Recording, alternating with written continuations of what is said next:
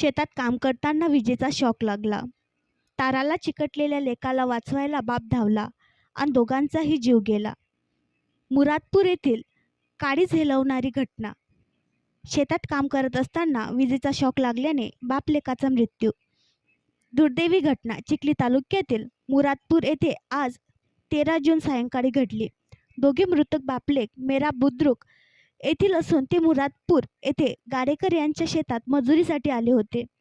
प्राप्त माहितीनुसार मेरा बुद्रुक येथे रामेश्वर उत्तम पडघाण वय 45 वर्ष व त्यांचा मुलगा वैभव रामेश्वर पडघाण वय 22 वर्ष हे दोघे बापलेक समाधान संतोष गाडेकर यांच्या शेतात विजेचा तार ओढण्याचे काम करण्यासाठी आले होते. यावेळी शेतातील विजेचा तार ओढण्याचे काम करीत असताना त्यात अचानक विद्युत प्रवाह सुरू झाला. यावेळी मुलगा वैभव तारांना चिकटल्याचे लक्षात येताच रामेश्वर पडघाण वाचवण्यासाठी धावले, मात्र त्यांनाही शॉक लागल्याने ते जागीच कोसळले.